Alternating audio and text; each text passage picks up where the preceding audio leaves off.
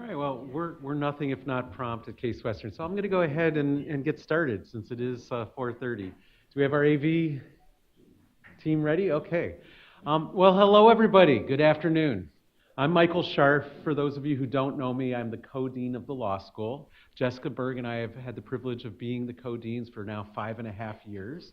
And we both also were, for many years, professors and colleagues of Calvin Sharp. And in fact, the chaired professorship that I got had been his chaired professorship for many years, and we were at a chairing ceremony for that.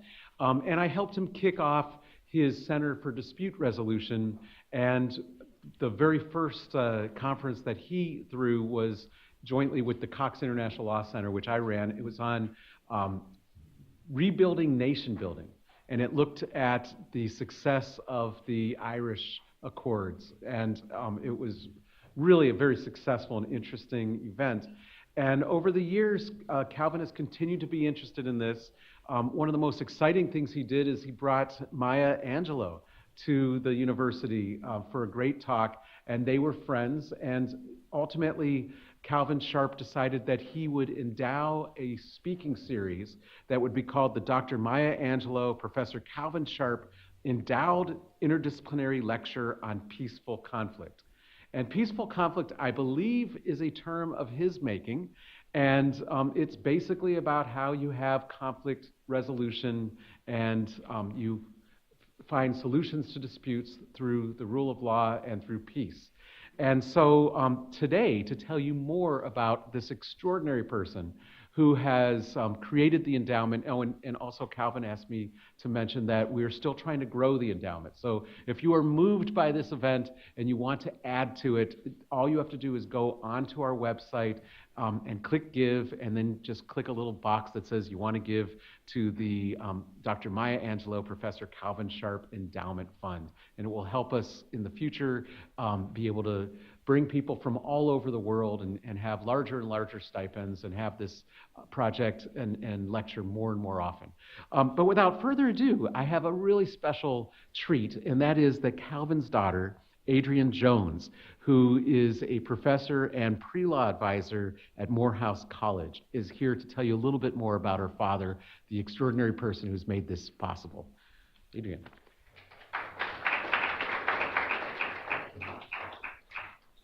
Good afternoon.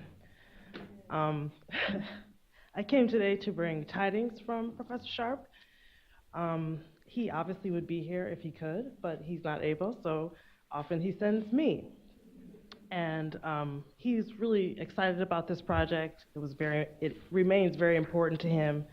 And my Aunt Maya was also extremely excited about being involved in this project.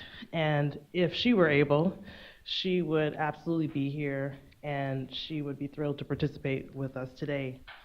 I think that Aunt Maya saw her mission in life to encompass various modes. She considered herself, obviously, an educator and a writer, a performer, and an activist. And I think that she found, as she did research for various projects, that different avenues on which different disciplines live ultimately converge. And so when my dad asked her to become involved in this project, I think she thought that it made a lot of sense and that it would allow the joinder of seemingly unrelated areas to come together and perhaps create peace and dialogue. My dad, Calvin Sharp, I think he's one of my top 3 most diplomatic people that I've ever met. He's number 1 on that list. And today's talk is titled Empathy and Self-Awareness in Conflict Resolution. I don't know that I know anyone who is more self-aware than Professor Sharp, and I don't know that I know anyone who is more empathetic, and I've never seen him in any conflict not be able to bring levity and to bring people into dialogue. So I think it's completely appropriate that he established this endowment, that you all will have a talk like this from Dr. Post and others every year, and that perhaps people will pull from it an energy that will enable them to facilitate dialogue both here and other places, because peace is important, and peace comes from empathetic dialogue. I want to thank you for having me. I want to thank you for my father. He would be pleased to be here to introduce the talk himself, and I just want to say welcome. Thank you.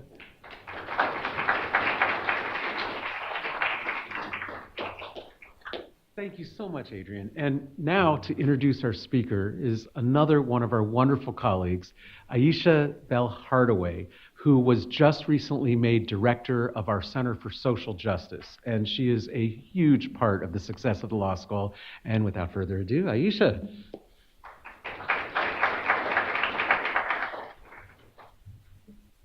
This is such a treat. Thank you, everybody. Thank you, Michael.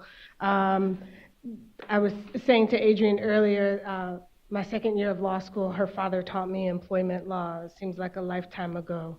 It was, but it's been a pleasure to work with him in the process of making sure that we got Dr. Post here today. And so thank you for being here with us. Please send him my best. An opinion leader, Stephen G. Post, PhD, is the best-selling author of Why Good Things Happen to Good People, How to Live Longer, Happier, Healthier Life by the Simple Act of Giving. He has been quoted in more than 4,000 national and international newspapers and magazines. He has been interviewed on numerous television shows, including Dateline, The Daily Show, and John Stossel. A transformative speaker, Post has inspired thousands with the best of medical and philosophical knowledge based on 30 years of research. Across North America, Australia, Europe, Japan, and India, his positive psychology message centers on how giving and contributing to the lives of others impacts happiness, health, success, creativity, and longevity. He has been described as one of the stars of positive psychology. Post also addresses ways in which empathic care enhances patient outcomes and professional well-being, the meaning of caring for deeply forgetful people, and the ethical issues of Alzheimer's disease. He has taught at the University of Chicago Medical School, here at Case Western's Medical School, and at Stony Brook University School of Medicine, where he's the founding director of the Center for Medical Humanities, Compassionate Care, and Bioethics. Post is the primary author of over 300 peer-reviewed journals and an elected fellow of the Hastings Center and the senior scholar at the Kennedy Institute of Ethics at Georgetown University. I think we're in for a treat. Without further ado, Stephen, please join us. Thank you. I don't want to take your notes. Thank you, absolutely, thank you. Thank you for having me here. Thank you, Codeine Scharf and Adrienne, and it's just a delight to be back home. I call Cleveland home, and to be celebrating a wonderful legacy, because Calvin William Sharp, the Galen Roush Professor Emeritus, was just a great soul, not just talented, but truly a great soul. He founded the Center for the Interdisciplinary Study of Conflict and Dispute Resolution. I believe that is referred to as CISDR. Am I right? I think that's the case. And I was really pleased that he saw fit to invite me here. I know right now he's in Scottsdale, Arizona, and hopefully enjoying some warm weather and is with us in spirit. I'm not a lawyer. I have studied world religions, ethics, philosophy, psychology, even done research in pediatric hermaphrodism and ran an immunology lab at the University of Pennsylvania for 3 years. So I'm all over the map, and it's ludicrous to even try to begin to define me, although there have been some major influences on my life, one of whom is our beloved Pastor Otis Moss, who wanted to be here today, but is away giving an address on this very special date. Calvin Sharp and I had a lot of conversations around theology and justice during the years when he was completing a master's degree in African American theological thought and social activism at the Chicago Theological Seminary, which is just a great place where Jesse Jackson was educated, and many other leaders in the African American community have been schooled. So to be here in that tone and to try to represent the kind of wide scope note of Calvin's interests that is actually very exciting for me. Now, I want to begin just to read a few lines from a 1978 poem by Maya Angelou. Now, how many of you have seen Maya on YouTubes and videos? Almost everybody. And you know, she was a performer par excellence, a dancer, a poet, everything under the sun. And so it's really unfair to even try to read something of hers. But I'll just read a couple of lines about resilience. So the poem is, "And still I rise. You may write me down in history with your bitter, twisted lies. You may trod me in the very dirt, but still like dust I'll arise.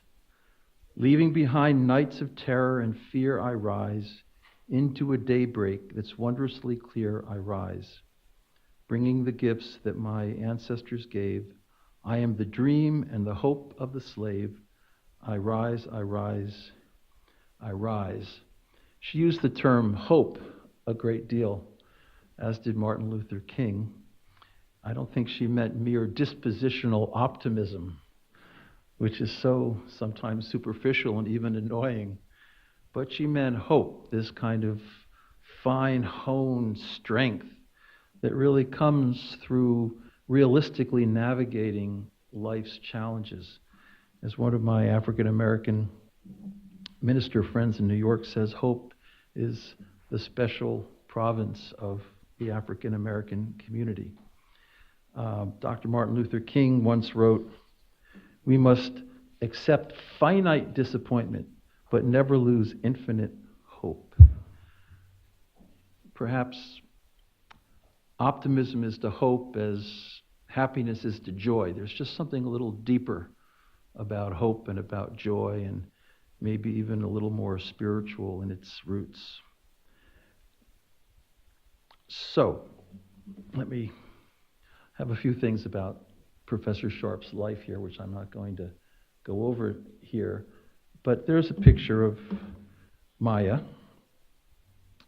Now, you're wondering, why are we here on this particular date? What is today? What's the date? April 4th. April 4th. Does anybody know why? Her birthday. Okay, we'll figure this out. Good, we've got a nice first step. So, true, on April 4th, 1928, Marguerite Ann Johnson was born in St. Louis. Her parents had met in 1924. Bailey Johnson, her father, was a Navy dietitian and a handsome soldier. And Vivian Lady Baxter, her mother, had grown up poor but had become a hardworking nurse. Now, the Baxter family apparently was not very accepting of Bailey, so the couple moved to Los Angeles. Marguerite would later describe her parents as, quote, matches and gasoline, unquote. Neither wanted the responsibility of raising two toddlers, so when they separated, the two children, ages 3 and 5, traveled alone by train to their paternal grandmother's home in Stamps, Arkansas. They arrived there safely thanks to the kindness of car porters and strangers, and there they lived with grandmother Annie Henderson and her other son, Uncle Willie, who was partly paralyzed, until Marguerite was 13. Although there was one brief trip back to St. Louis when she was 7, and as she later described it, and I quote here, "The visit to St. Louis lasted only a short time, but I was raped there and the rapist was killed. I thought I had caused his death because I told his name to the family. Out of guilt, I stopped talking to everyone except Bailey. I decided that my voice was so powerful that it could kill people. But it could not harm my brother because we loved each other so much." Powerful words. Her uncles had kicked the perpetrator to death within a few days of the event. Marguerite's mother and family tried to, quote, woo me away from mutism, but they didn't know what I knew, that my voice was a killing machine. unquote. So the children returned to stamps, and for the next 6 years, she, whenever she wanted to communicate, Marguerite wrote things down on a tablet that she had attached to her belt. She would speak very sporadically and only with her brother, Bailey. So when Bailey was 14, he was a bit defiant. You see, in Stamps, Arkansas, it was just a center of KKK activity. There would be lynchings, frightening lynchings. Racism was rampant. Bailey was defiant, and he had to step aside and walk in the gutter whenever a white person approached on the one paved block in Stamps. He would, quote, sweep his arm theatrically and loudly say, "Yes, sir, you are the boss. Yes, sir, you are the boss." Maya would ultimately write some beautiful poetry about submission to survive, how you have to submit simply to survive for future generations so that you can assure that at least there is something in the future for the race. Fearful that Bailey would be lynched, he, Marguerite, and grandmother moved to San Francisco, where Vivian, her mother, was now living. Marguerite, nicknamed now Maya, had not seen her mother for years since the rape, but they reconciled, and Vivian worked diligently as a nurse in San Francisco to keep the foursome afloat. Now, Maya considered synchronicity to be at work in her life, synchronicity being a term that Carl Jung coined for the most part, meaning that there are these uncanny encounters that we have that seem so perfect and so correct to the moment that they almost require a supernatural explanation, that somehow there's a force in the universe that is bringing us together in ways that go beyond the normal laws of cause and effect. Carl Jung called that uncaused causality with a capital U and a capital C. She thought synchronicity was at work in her encounter with a wonderful teacher, Mrs. Flowers, who took Maya to a black school in San Francisco and showed her a big room with long shelves filled with books, most of them secondhand because they didn't get the new books like the white school students did. Miss Flowers challenged Maya to read every book, and she loved them. She memorized things easily. She had a tremendous facility with language. She memorized Poe, Shakespeare. She was writing words down on her whiteboard but never speaking them. And then the kind Mrs. Flowers told her that she could only be a poet when she could say the words out loud, assuring her that one day, "I know you will speak." And after nearly 6 years of silence, Maya did reclaim her voice. And once she began to speak again, she spoke poetically, and she spoke poetically all of her life. It's remarkable how the kindness of one teacher at the right time in the right place, with the right words, can make such a difference in a person's life. As a young teen, she won a scholarship to a San Francisco dance school, but after 2 years, she dropped out to raise her son, Guy, who was born from a high school romance when Maya was 16. A single mother, she took Guy with her everywhere, and she still managed to graduate early from high school. She actually became the first female African-American street driver in San Francisco, streetcar driver. She moved briefly to San Diego, taking jobs dancing in nightclubs. A professional dance troupe discovered her and promoted her a bit, allowing her to work as a dancer more consistently. And then in 1952, after a brief marriage to a Greek sailor named Anastios Angelopoulos, she took the shortened form Angelou as her last name.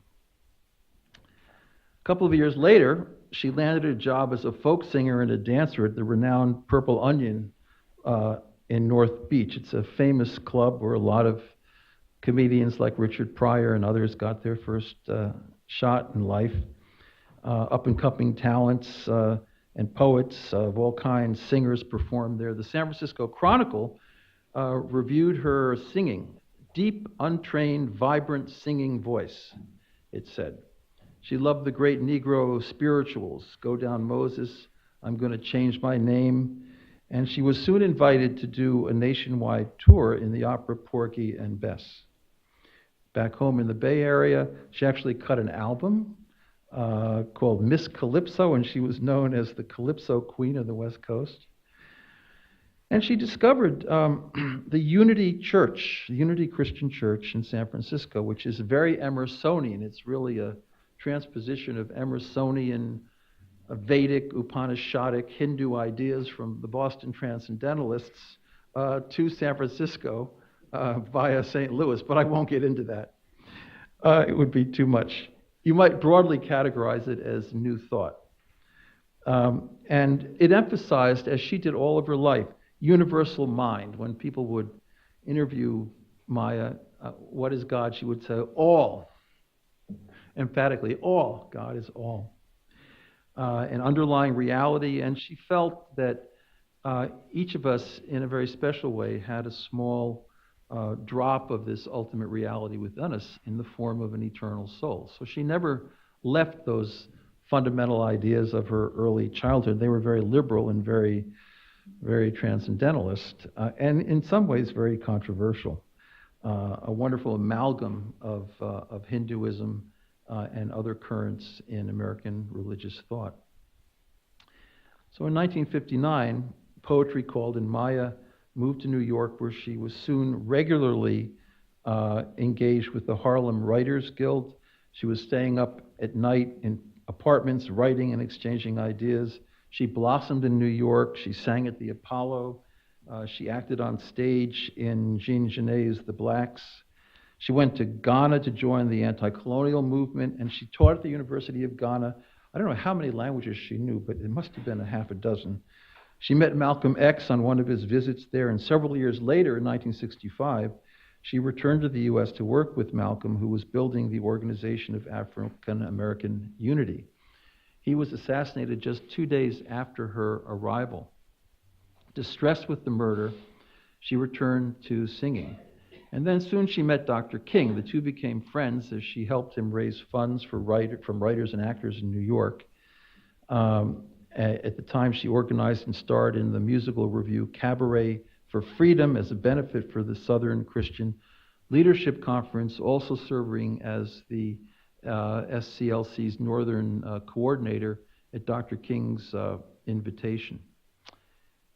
In '68, Dr. King asked her to help with the Poor People's March by touring churches in the U.S. and asking pastors to give one Sunday's collection to the movement. The day she was getting ready to start out on the road, it was her birthday, and Dr. King was assassinated, and that was April 4th, 1968. The loss caused her immense pain, and for the next 30 years, she never celebrated her birthday.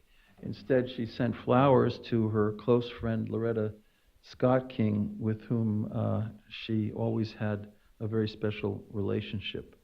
So that's why we are here today on April 4th, 51 years to the day after Dr. King was killed and Maya stopped celebrating her birthday. It was surprising to receive an email from Professor Sharp asking me to be free on this particular day. He did not tell me why this day was important, and he left it for me to figure out, and that took some time.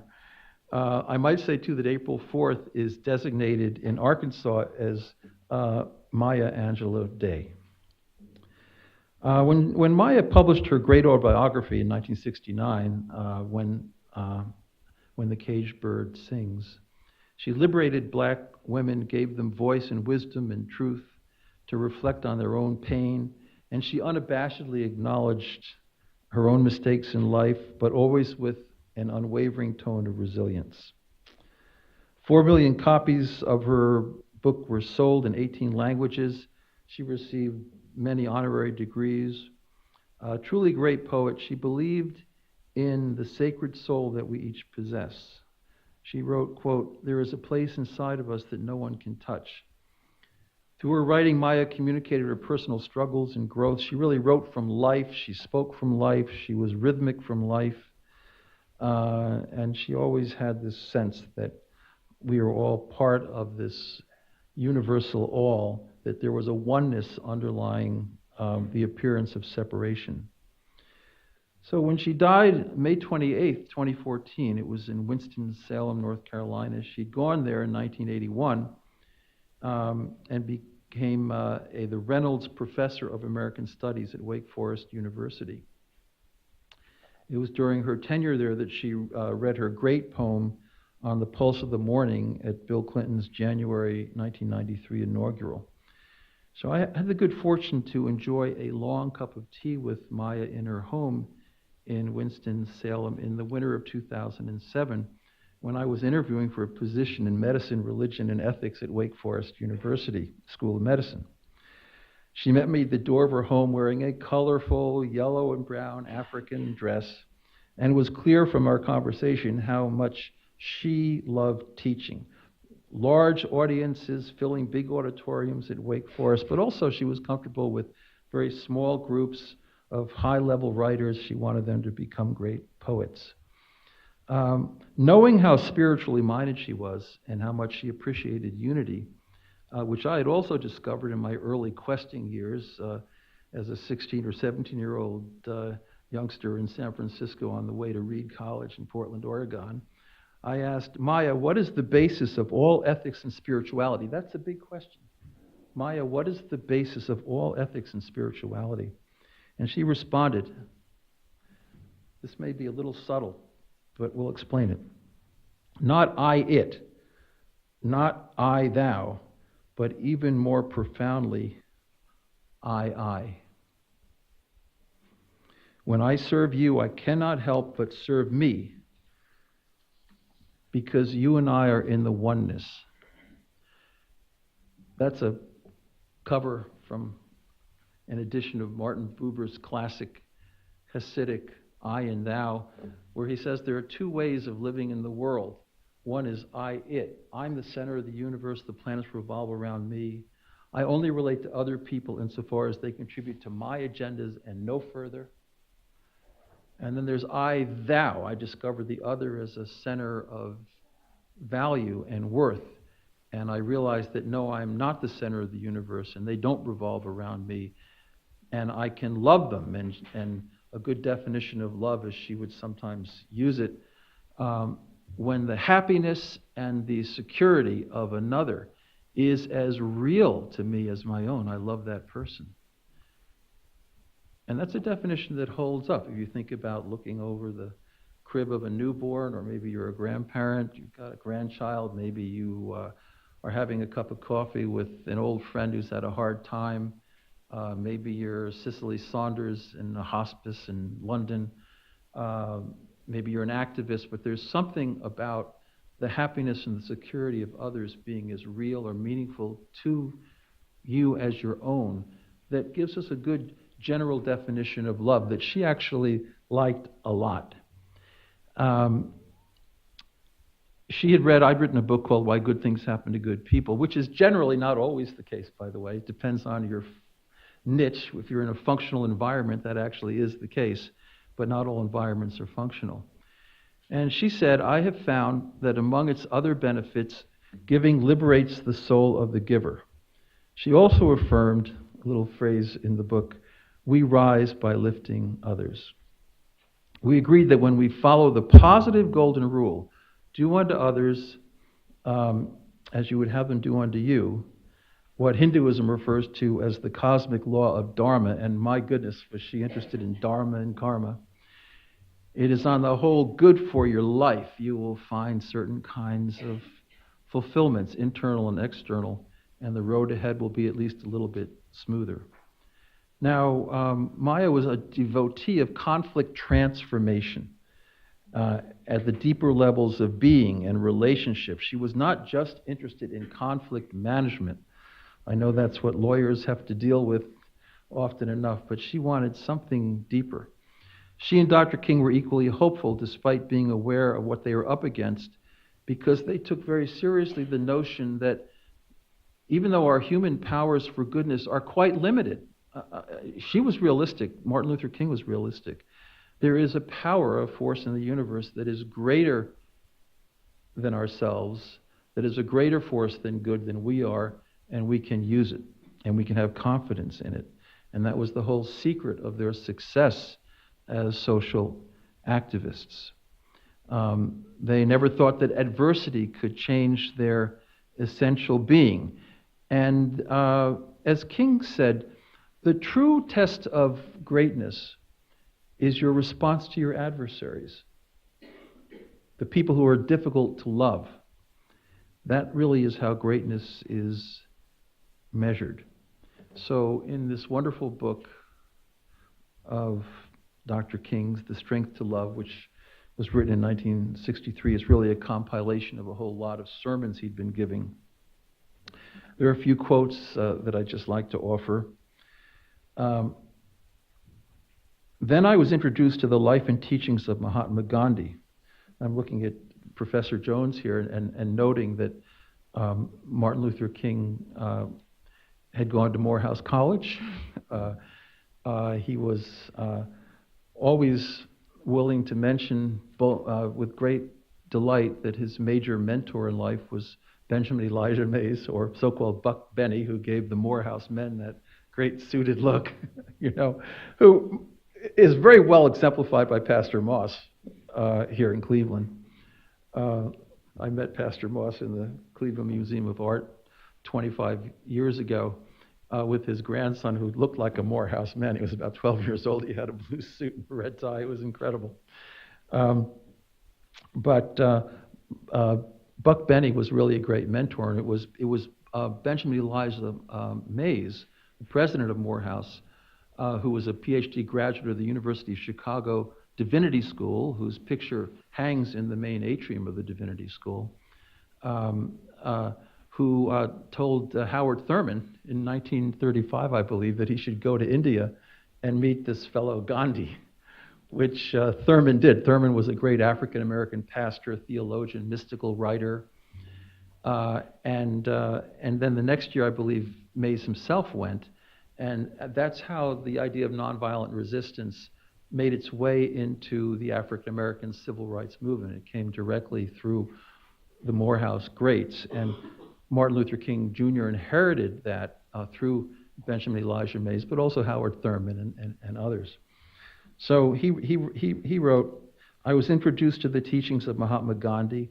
As I read his works, I became deeply fascinated by his campaign of nonviolent resistance. The whole Gandhian concept of satyagraha, satya, is truth that equals love, and graha is force. It's really about truth force or love force.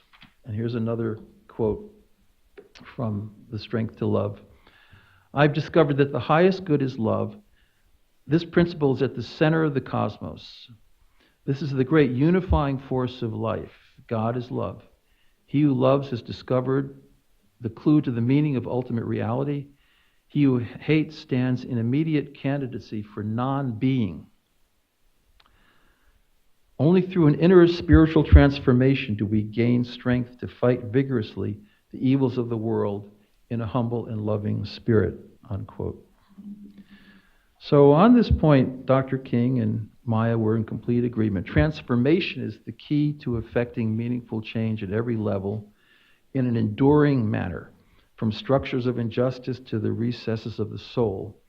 Coretta Scott King, in her foreword to The Strength to Love, captured the central element in King's philosophy of transformation and conflict. Quote, his belief in a divine, loving presence that binds all life, unquote.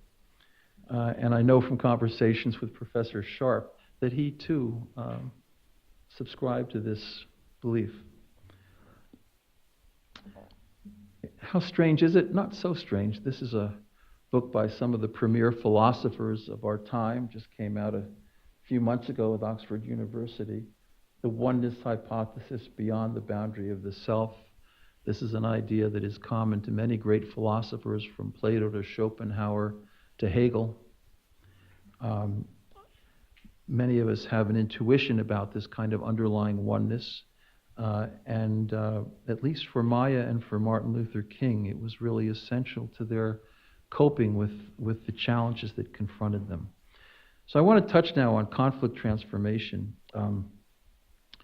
Some years ago, in 2006, institute I had founded here at Case Western, named by Sir John Templeton personally, the Institute for Research on Unlimited Love, convened a large meeting of 15 social justice activists and 15 social science researchers.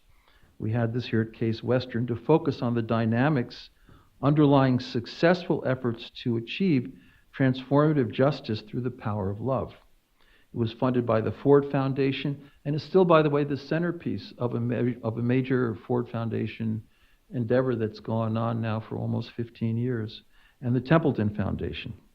The participants came from every corner of the United States. You would recognize many of the names. They shared every possible worldview. Pastor Otis Moss gave the opening address, and we heard a lot about transformation. One of the themes was, this idea of love for humanity, of love that's obviously deeper than love of chocolate or love of designer jeans, but a real love in the sense that Maya articulated it. The well-being of others are as meaningful to me as my own. That can be expressed in lots of different ways. If you're Cicely Saunders, who founded the hospice movement and created the first hospice, St. Christopher's in London, there was no opposition structurally, in a sense. She was serving the dying. If you're beginning the child life movement, which started here in Cleveland, thanks to Emma Plank, who was hired by Fred Robbins, then the dean of the medical school. Up until that time in children's hospitals, all you had was the play lady, and now you have people getting master's degrees, learning all the art and techniques of communicating effectively with children who are very ill. These were great people, but they were not confronting structures of injustice. And so one of the themes of this meeting, and we did publish a book from it that the Ford Foundation gives pretty much to everybody who applies to it. The theme is that when you're really confronting structures of injustice, it's a little more difficult at a certain level. You think about people who really have a strong sense of a shared humanity. They often wind up dead. Let's be honest. Martin Luther King himself.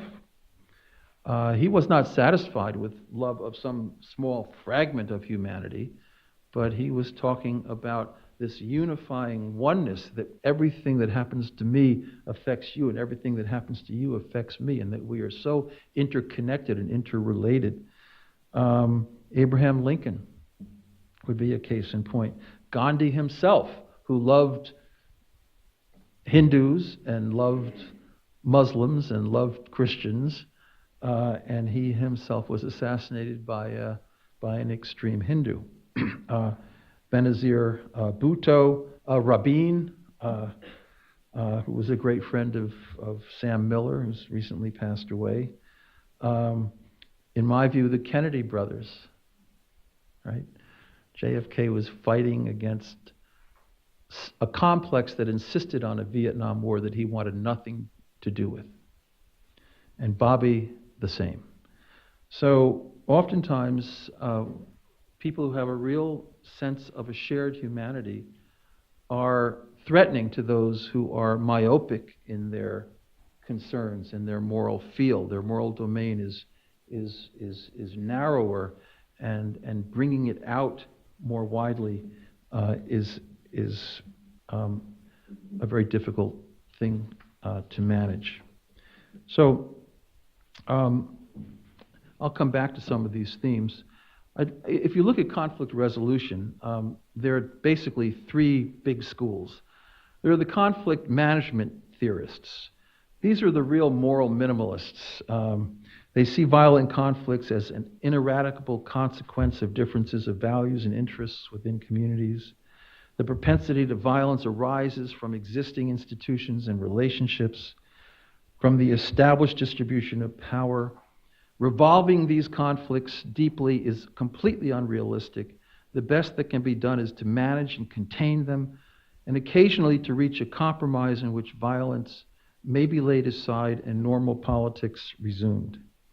Conflict management is the art of appropriate intervention to achieve political settlements by those powerful actors, emphasis power,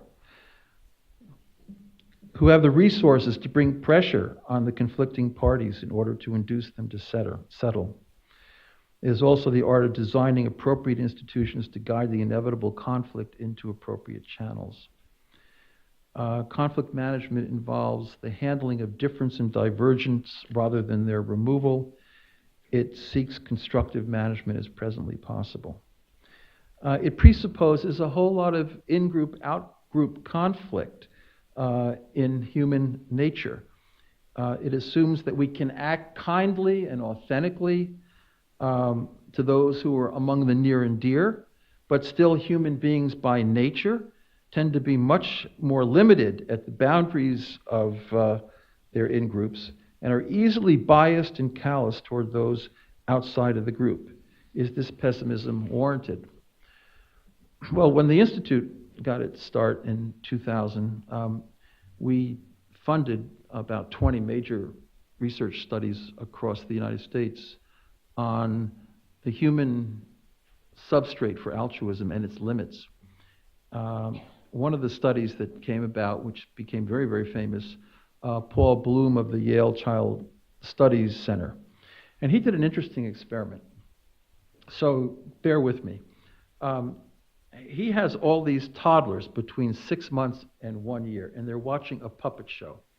So the first puppet, puppet 1, this big blue puppet with crazy green eyes, goes up an incline and can't quite make it up to the plateau, falls down.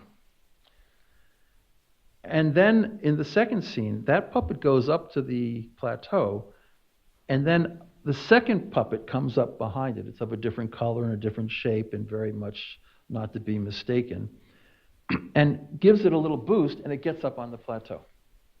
And then there's a third scene where the first puppet is up on the plateau, the second puppet that helped him is up on the plateau, and then comes along the mean Jack puppet who just pushes them down.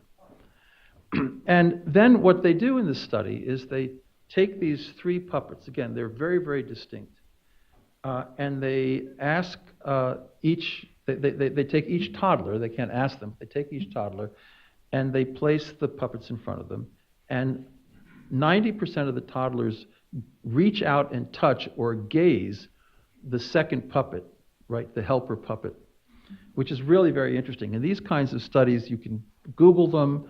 They've been replicated in Europe. So it turns out that there is an innate empathy and desire to help others, even in the very, very young child. This particular study was published in Nature in 2007.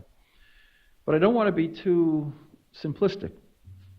On a more discouraging note, the toddlers who pick Cheerios for a snack over graham crackers will slam a lid on the helper puppet if the helper also chose graham crackers.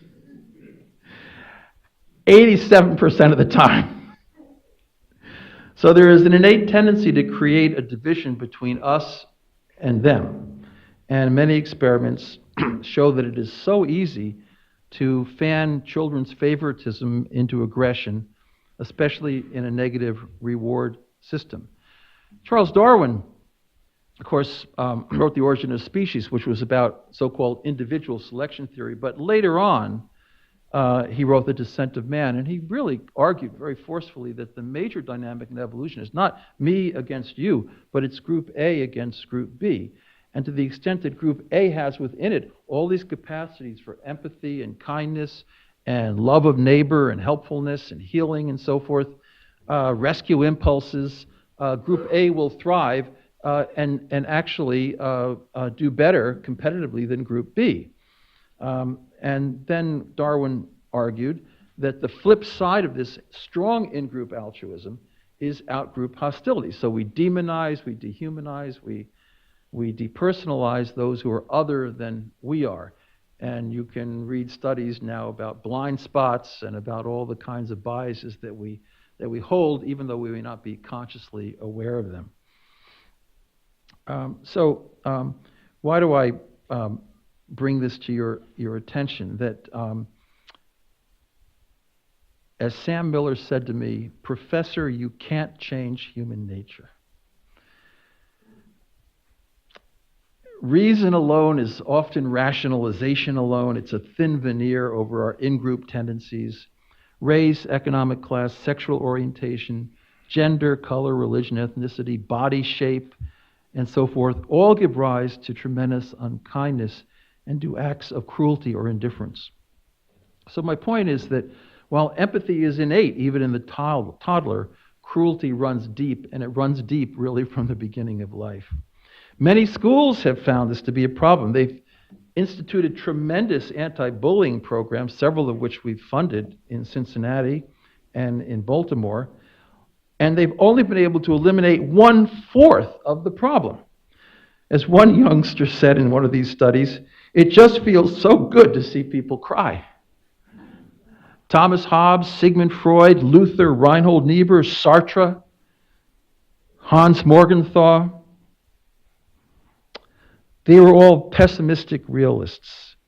So yes, indeed, Bloom's studies indicate the truth of Rousseau's wonderful empathic child, but the flip side of in-group altruism is real.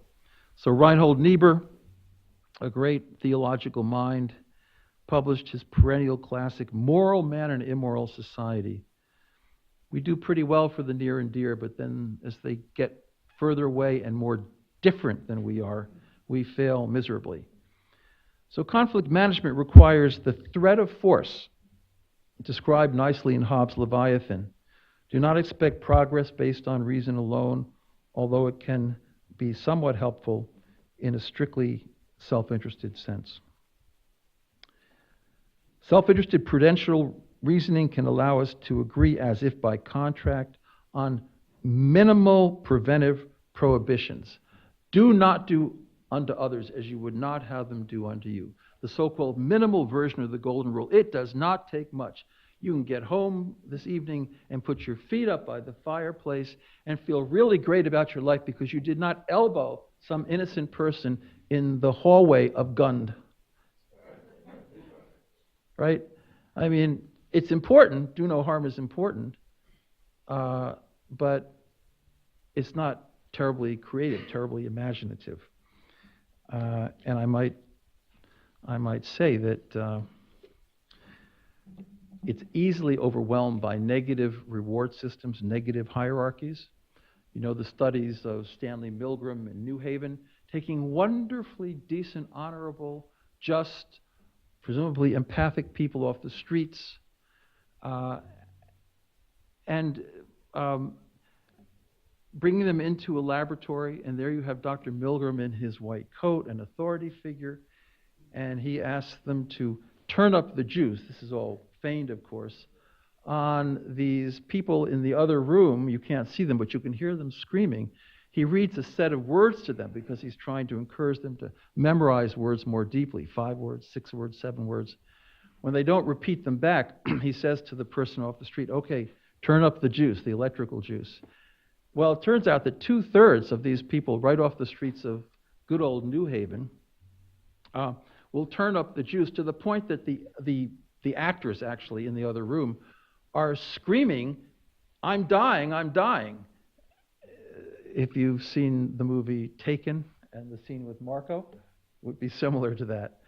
And a lot of these people who were so surprised by their willingness to do harmful activities, incredibly harmful activities, they had real psychological issues that had to be tended to, and so that research was thought to be unethical.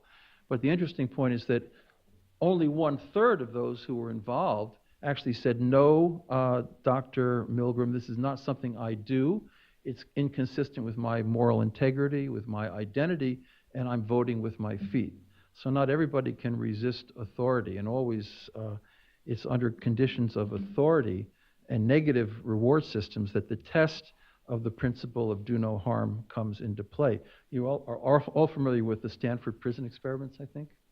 So you know that you can take wonderful young 18 and 19-year-old people at Stanford, and within a day or a day and a half or 2 days of giving them authority over other undergraduates who are now playing the role of prisoners, they will start doing torturous activities. So do no harm is very important, but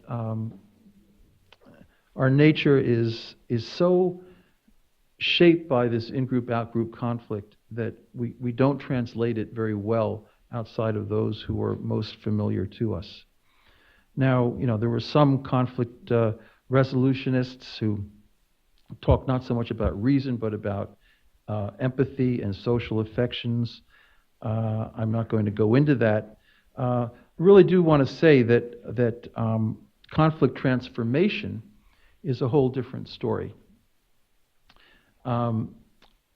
This is where the very structure of parties and relationships embedded in historic patterns are remedied, where there is authentic effort at true change.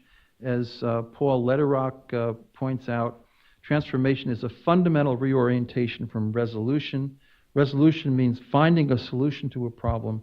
It has to do with bringing some usually painful set of events to an end.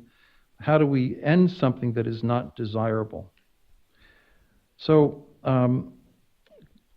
transformation, it's deeper. It envisions the presenting problem as an opportunity to engage a broader context.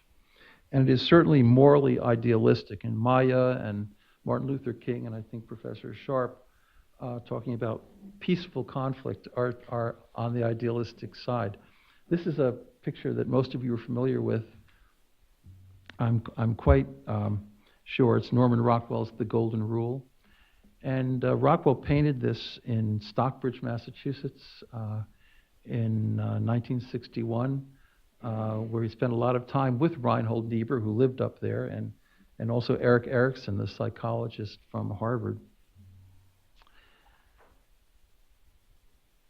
You look at this image, it's not the minimal version of the Golden Rule, it's the positive version, do unto others. So it requires a lot of creativity, a lot of imagination. And if you look at the image,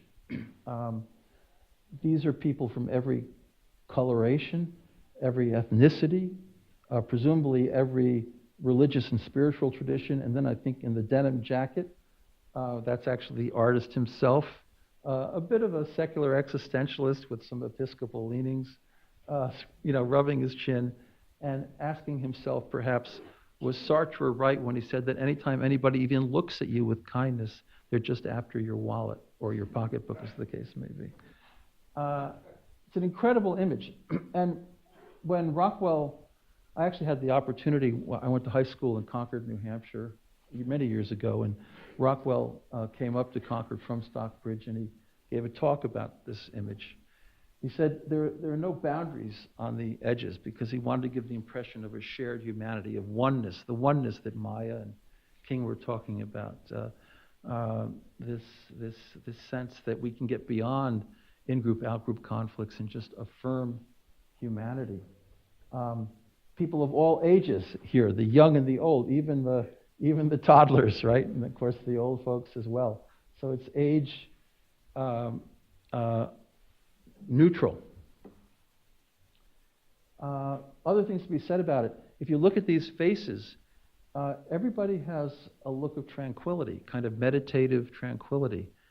And what we know is that when people simply contemplate the golden rule of doing unto others, and this has been studied at Harvard and Berkeley and University of Washington and many other universities, a part of the brain gets active. It's called the Mesolimbic Pathway. It's part of the brain in the emotional section that lights up when you feel gratification and happiness and a sense of serenity.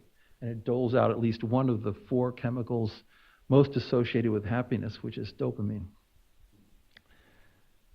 So they look serene and tranquil. We know now from neuroscience that when people operationalize this part of the brain, it actually shuts down the negative parts of the brain associated with destructive emotions like hostility, anger, cruelty, rumination, and the like.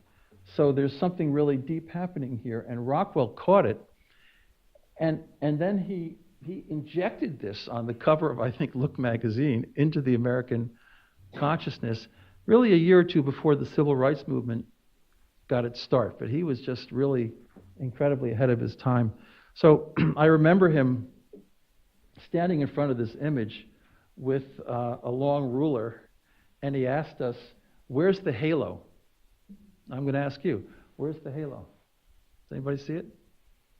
Some of you highly observant art historians, where is the halo?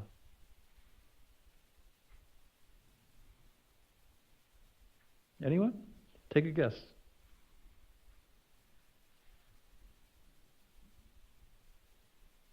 It's white. Oh. Can you see it?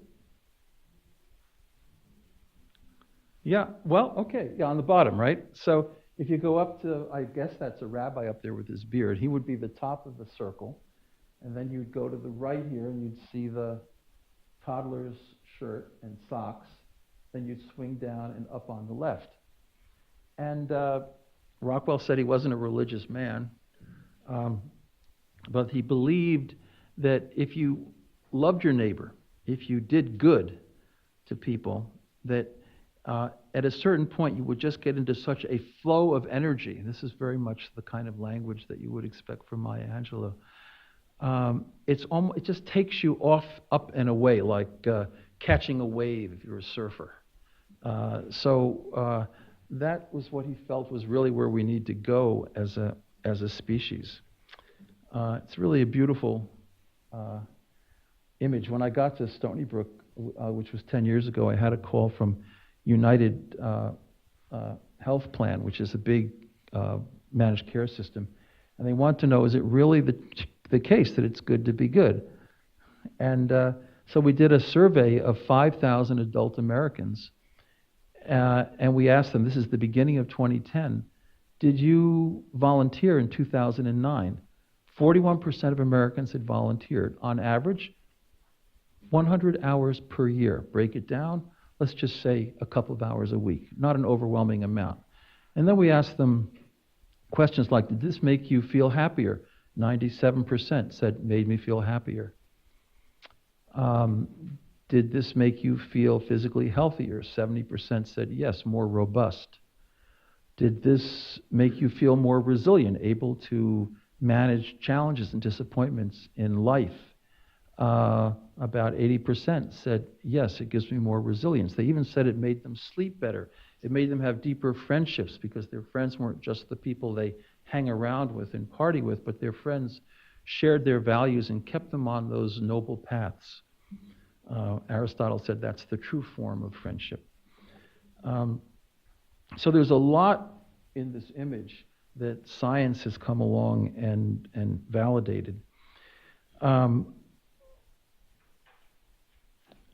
When Maya said, not I, it, not I, thou, but I, she was going further than you might imagine. She was going beyond Buber, get back to Buber, because she felt that there was this oneness of mind that we somehow all participate in, even though we may not be aware of it.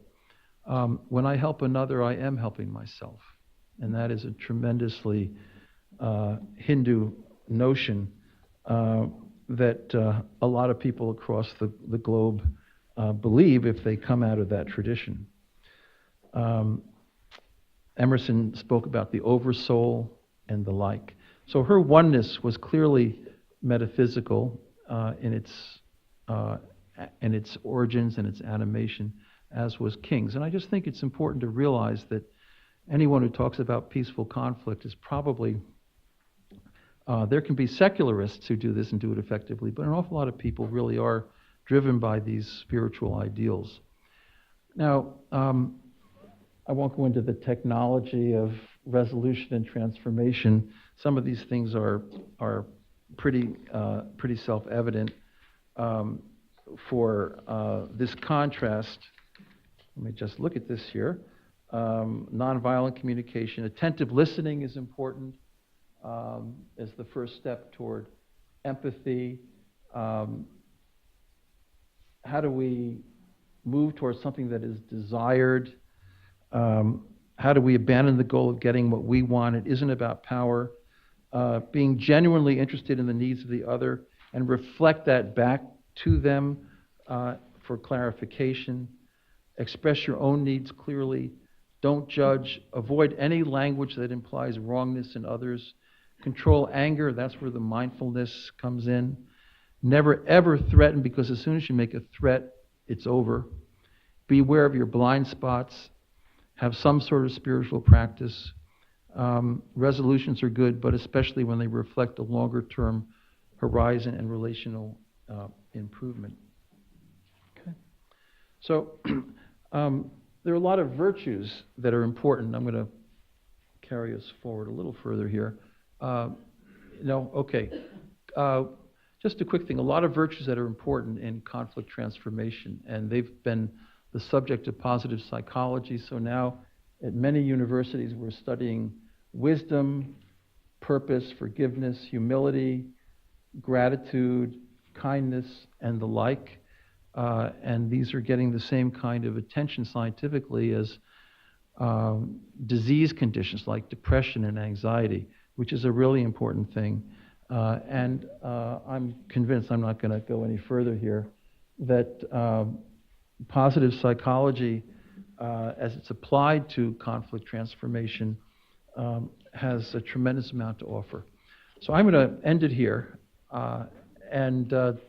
Do we have time for Q&A, or is that just, okay, we don't want to keep you later than 5:30. So thank you very much. This is a great challenge to do this, and I'm glad Professor Sharp invited me to do this, and I hope it's been helpful and interesting for you. Thanks.